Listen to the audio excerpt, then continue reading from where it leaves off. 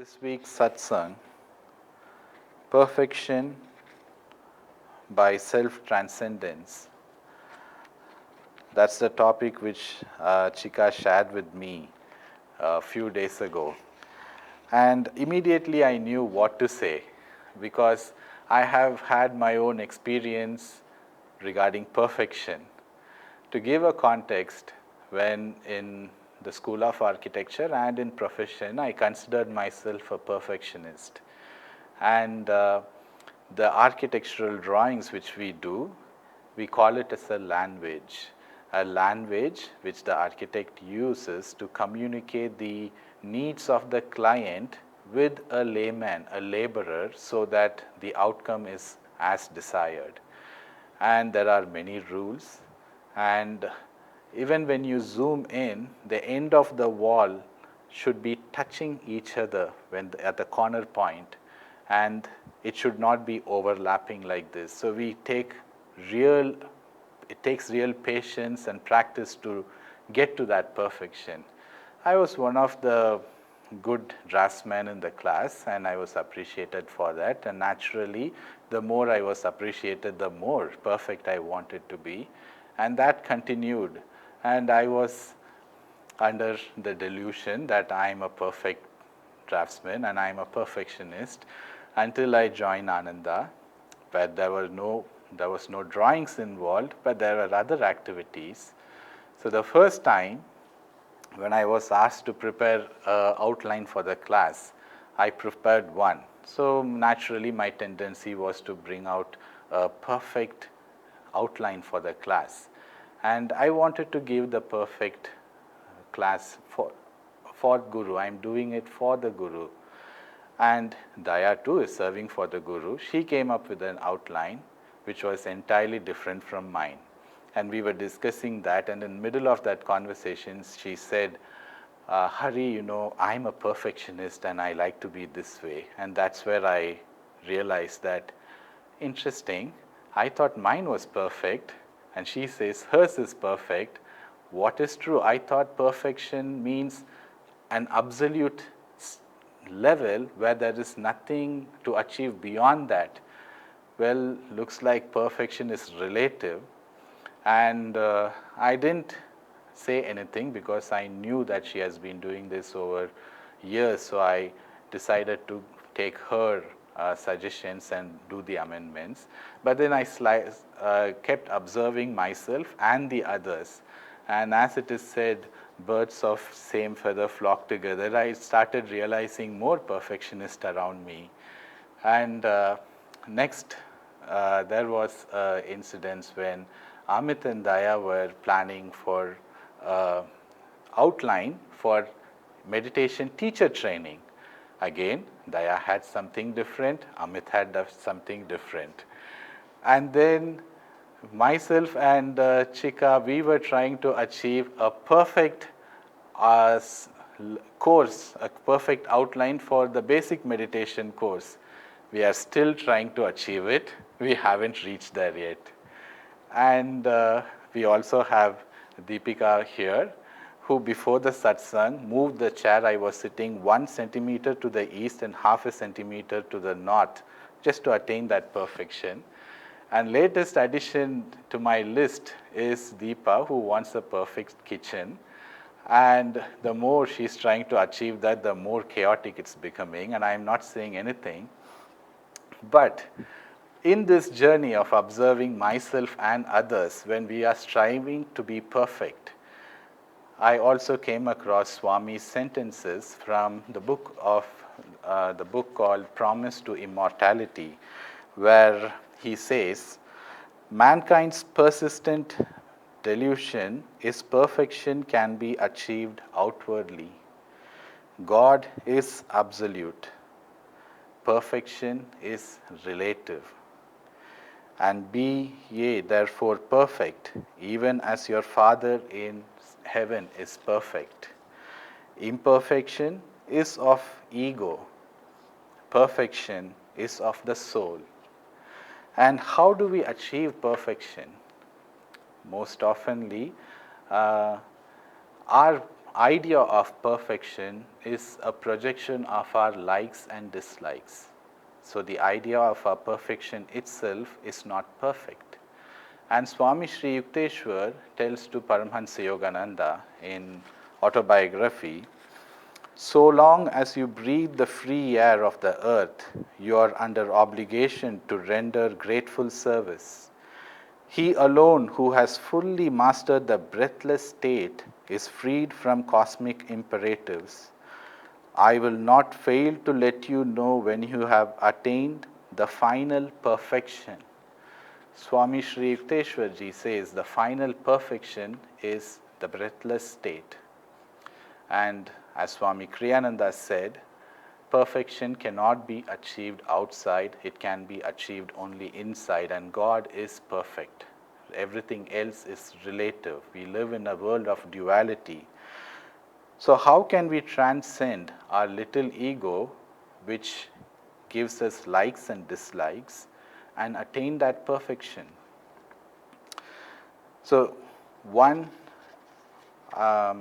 suggestion or one advice given by masters and of course Swamiji is, when things strive to be perfect, but when things do not happen the way you want to happen, ask yourself, what is trying to happen here? What does God want me to do rather than what do I want to do? Because God will lead you to perfection. And I'll also like to share a story which was shared by Nitai. Nitai is the founder of Education of Life School in Ananda village. He founded that school 50 years ago. And he shared a story about a devotee called Tina who lives in Slovenia. And for Tina, the nearest community is Assisi. So she was really into Swamiji's Education for Life teaching principles, and she wanted to open a school.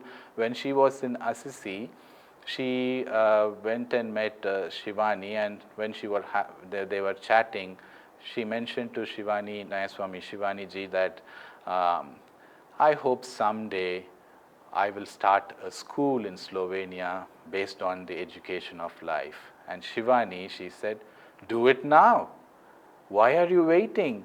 Masters are waiting for you to help you, and they are bored, so might as well give them something to do. And she didn't know anything about opening a school.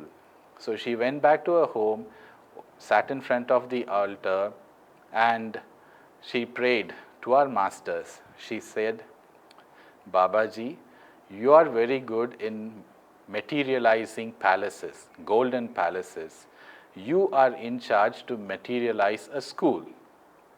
Lairi Mashaya, you were a parent, and you should be in charge of finding parents who are willing to send their kids to a school which is based on education for life.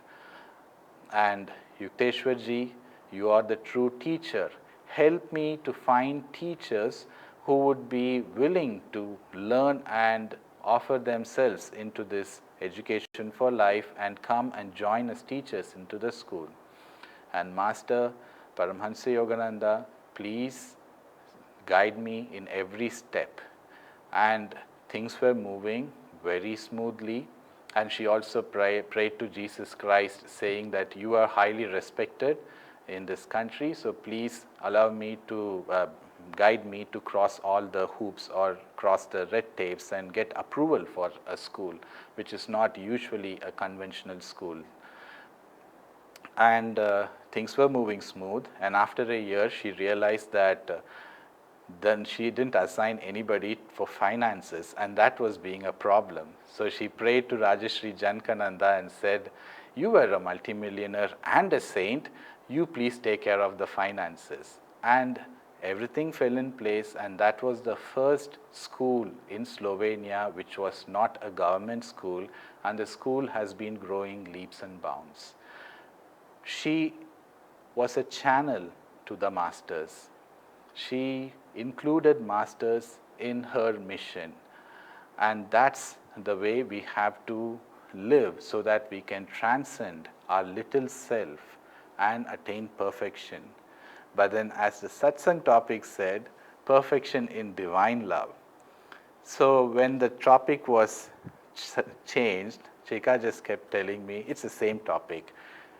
I couldn't find the similarity, and I was praying to Master. First it was perfection through self-transcendence. Now it's perfection in divine love. And I asked her again yesterday evening. She said, same topic. So I prayed to Master and tried to understand how can this be same? And Master again guided me. There are many ways to attain self-transcendence, and divine love is the calling card for self-transcendence. The easiest path to self-transcendence is divine love. And I would like to read a prayer from Whispers from Eternity, praying to God and the Gurus to bless us with expanding love. Prayer for expanding love from myself to all brothers. O Divine Mother, teach me to use the gift of thy love, which I feel in my heart, to love the members of my family more than myself. Bless me that I may love my neighbors more than my family. Expand my heart's feelings that I love my country more than my neighbors, and my world and all my human brothers more than my country, neighbors, family, and my own self. Lastly, teach me to love thee more than anything else, for it is only thy love that enables me to love everything. Without thee, I could not love anything or anybody. Father Divine, teach me to enter through the portals of family love and that of the love of my friends into the mansion of wider social love. Teach me to pass from there through the doors of social love into the wider mansion of international love. Teach me to pass through the portals of international love into the endless territory of divine love, wherein I perceive all animate and inanimate objects as breathing and living by thy love alone. Teach me to tarry not at any alluringly beautiful gate of family, social, or international love. Teach me to pass through all portals that lead to the smaller gardens of love until, passing through the last gate of human love, I enter into the endless territory of divine love, where I shall find all living, semi-living, and sleeping things to be my very own. Om. Good morning, everyone, and welcome again to our satsang this morning. Thank you for the sharing, Hari. Though I think you just lost most of your friends here at the Delhi ashram. Thankfully, I'm still there because you didn't pick on me, so thank you for that. But today I want to talk about, from this reading that Hari had read in the beginning, about persecution, not perfection. And we'll see how probably we can reach perfection through persecution. And I want to just start by reading, this few lines of Christ. He says here, love your enemies, bless them that curse you, do good to them that hate you, and pray for them which despitefully use you and persecute you.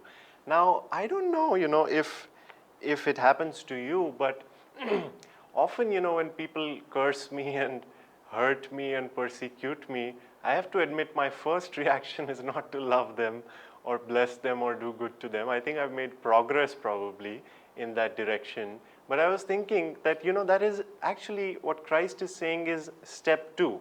There is a step 1, but step 2 is, love your enemies. I think step 1 is not to hate your enemies. It's just like first you have to resist the urge to hate them or the ones who curse you or, persecute you. Just resist the urge not to react to them, And once you have that out of the way, then we can come to step 2, which is then giving love, giving blessings, giving, whatever he was mentioning. And our teachings of yoga, especially of our path, they tell us what step 1 is. And in a moment we will see what that is. But, I was thinking of some years ago in my life when I went through what felt and what was, I feel, a persecution of sorts. And it was basically, because of someone who, they had a tendency to lash out, to anyone who, let's say disagreed with them or did not share their opinions or anything that was inconvenient to them. They had a tendency to just, lash out at people or just, behave outrageously. And it wasn't just to me, it was fortunately, maybe fortunately, but it was a group persecution that many of us felt. But in the middle of that, and it unfortunately went on for a while, and in the middle of that one day, I prayed to Yogananda ji, to Master, and I often do, I pray, and if I'm stuck somewhere, I'll often pray, and then I'll ask a question, and then I'll say that I'll open the autobiography, now please show me something which is a response to my prayer. So I did this prayer, and because I was puzzling over this situation, and I said, because I was thinking, even in service to you, do we really have to go through all of this? And I couldn't understand. So I prayed and I opened the book, and my eyes fell on this verse, which I'll repeat now. And Master writes, he says, I often remembered Christ's words.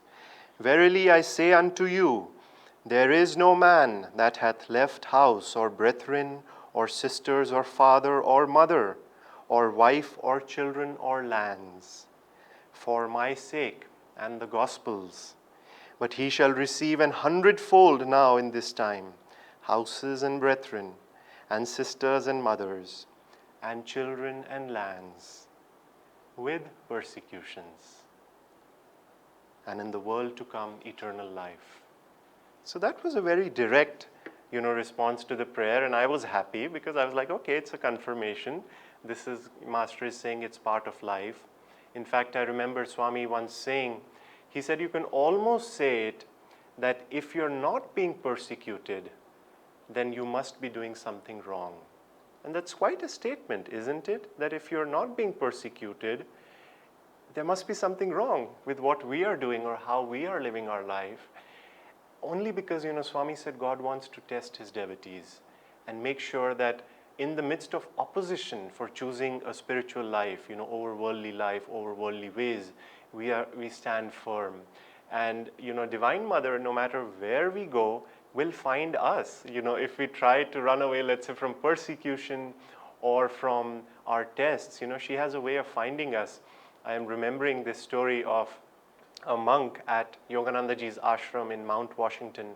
And, this monk left the ashram because there was one person in the ashram, a monk, I suppose, who he couldn't get along with, and he left, unfortunately.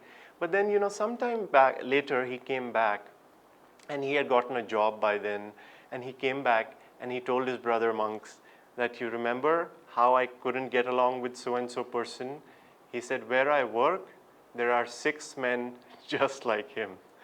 And which is to say that, we can never escape our tests, and especially persecution, if we face it, then we have to realize what is the lesson of persecution. And Swami says here beautifully, he says, persecution gives us the supreme opportunity to deny the thought, this is happening to me.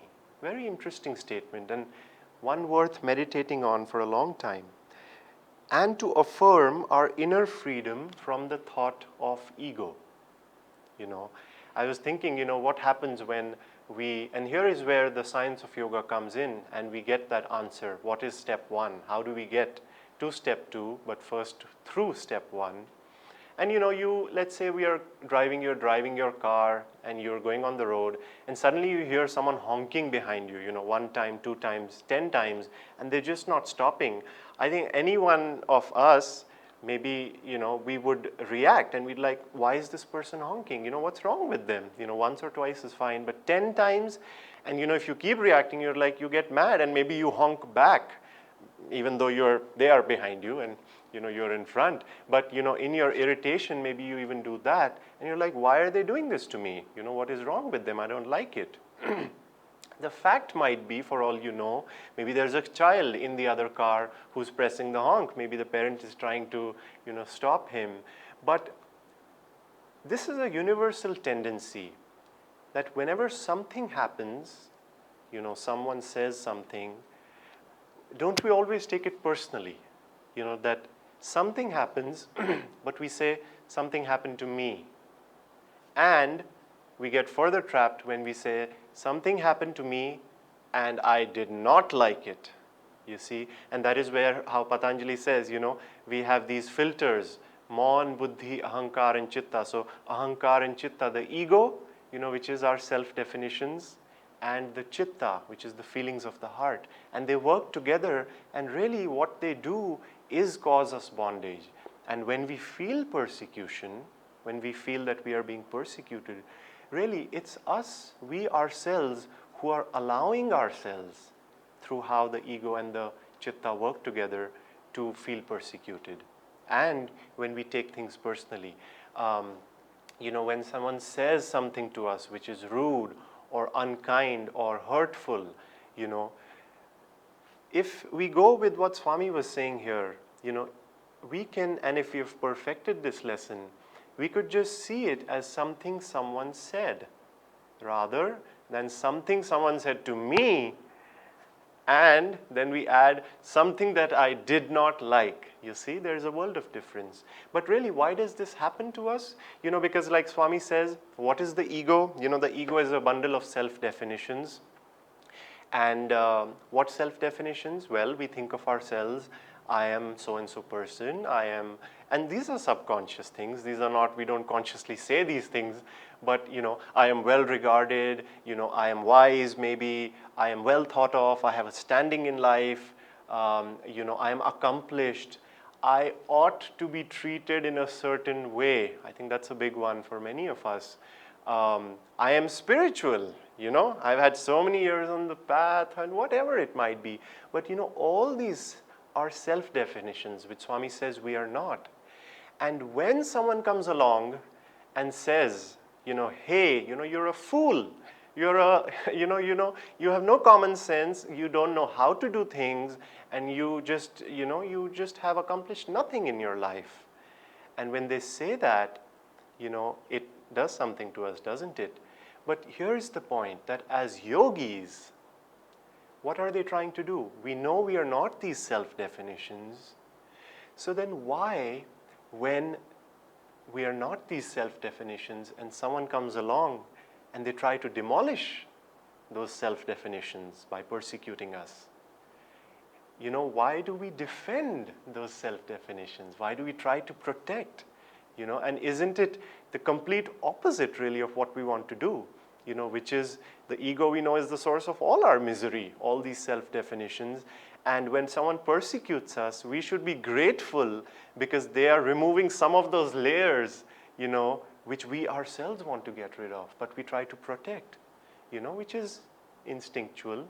But as yogis, which is what we have to overcome, and that is another reason why it is not good to justify ourselves or defend ourselves, because in the act of doing so, what are we doing?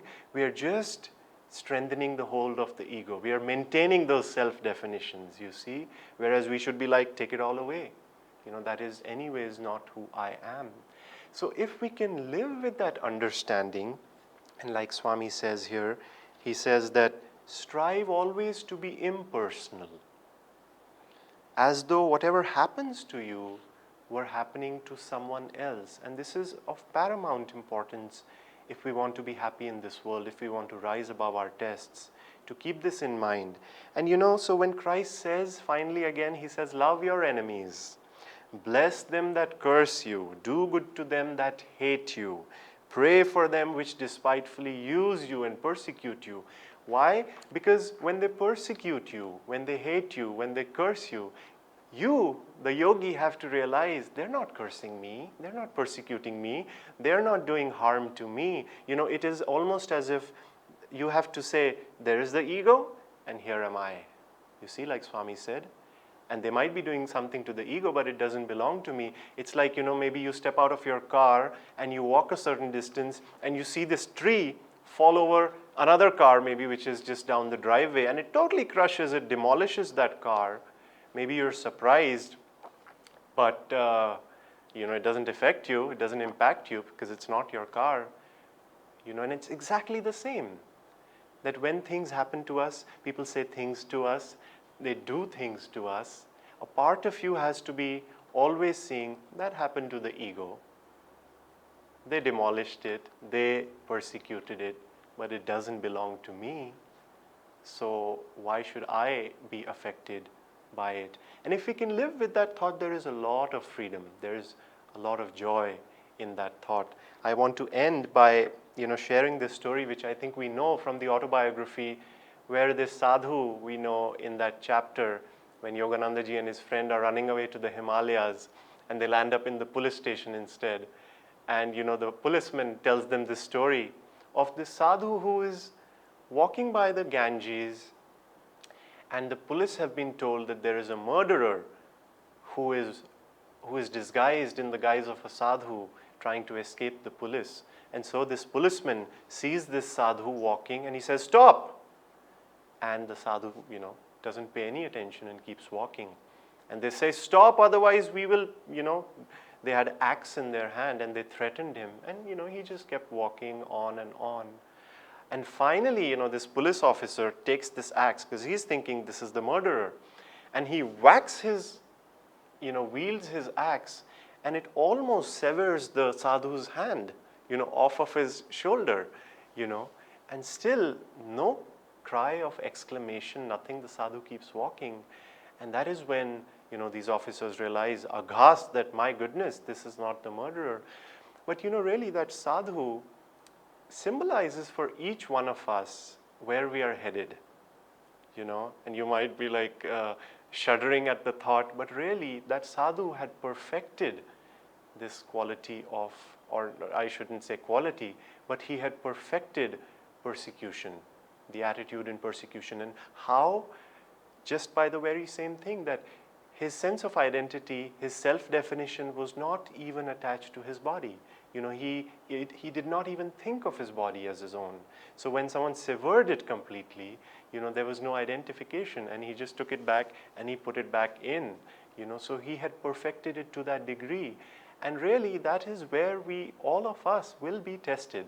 If we are serious about our spiritual path, about our spiritual lives, then Divine Mother will bring us to, increasingly as our capacity, becomes greater and greater, she will bring those tests in front of us, not to torture us, but only that we might do, as Christ was saying, be able to reach that point.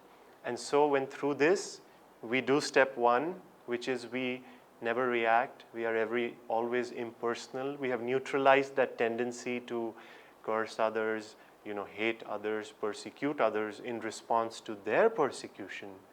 Only then can we love them, can we bless them, and can we, as Christ says, do good to those who do all these things to you.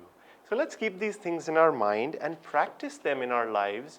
And when we do so, life can become a lot happier for ourselves, but also for others who happen to be around, us all the time. And I think we will find great joy in that thought. Joy to you.